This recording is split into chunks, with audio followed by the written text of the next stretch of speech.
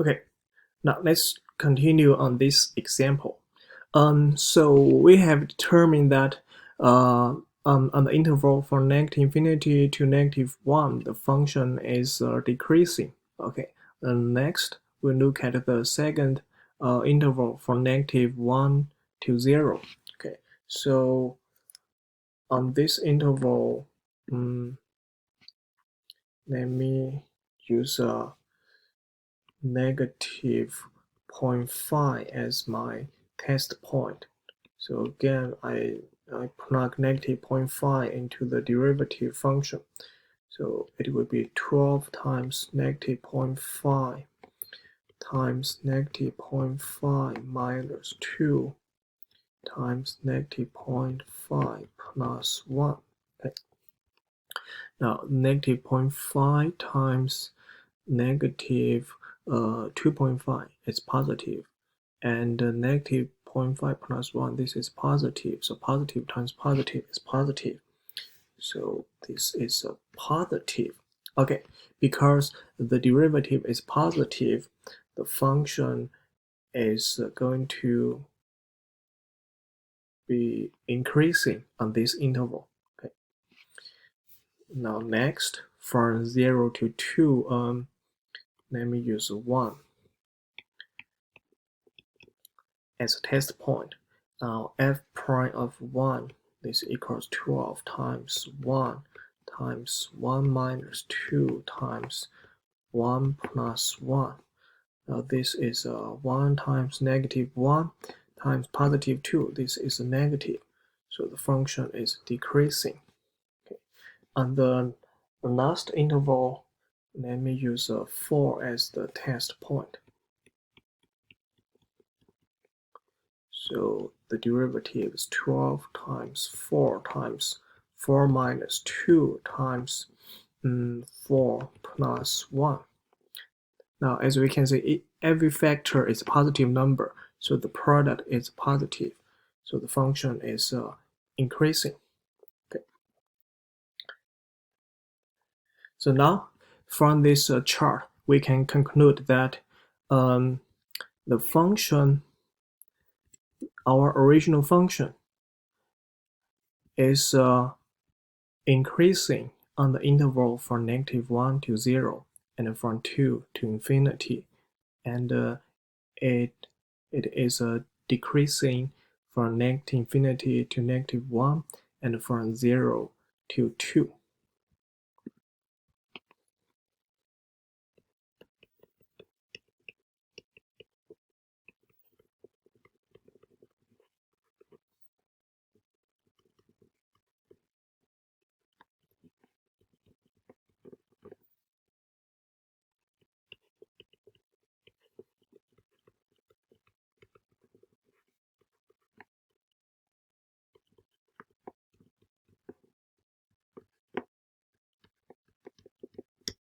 Okay.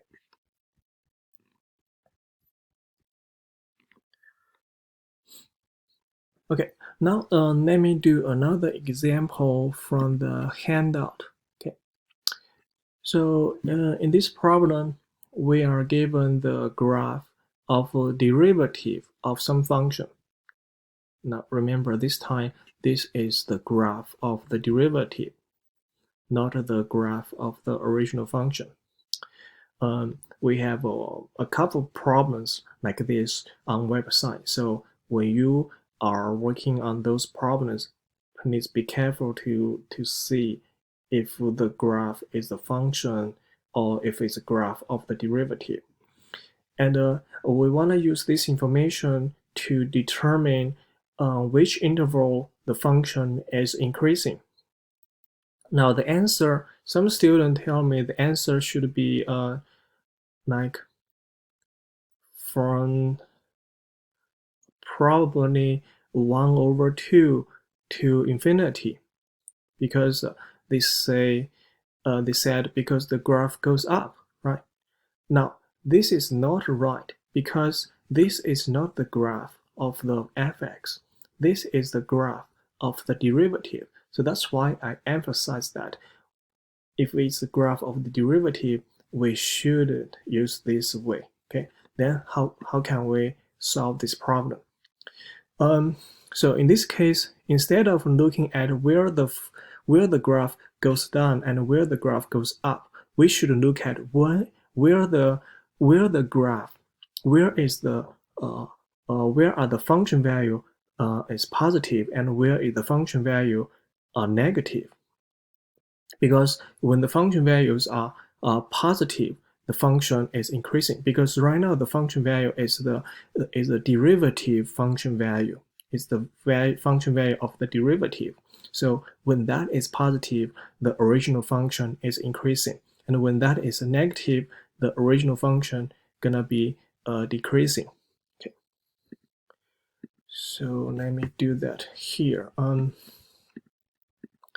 me first copy this.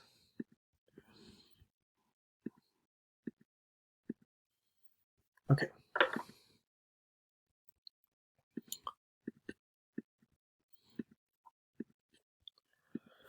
Okay, how am I gonna? I wanna make this a little bit bigger. Okay.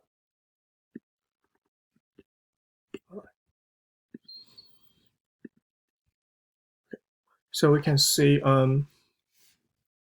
the the derivatives are positive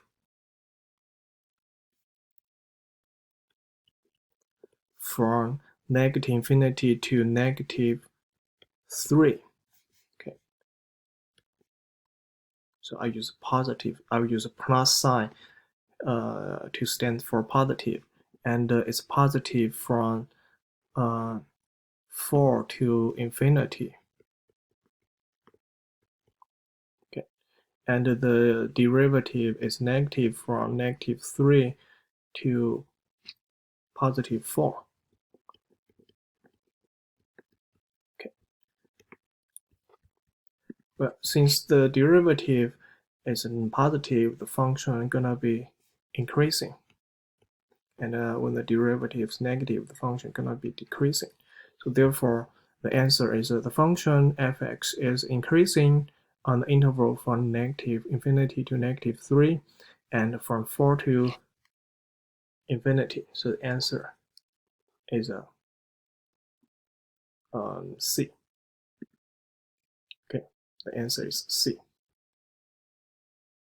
The reason is again, this is not the graph of the function. This is the graph of the derivative. Okay.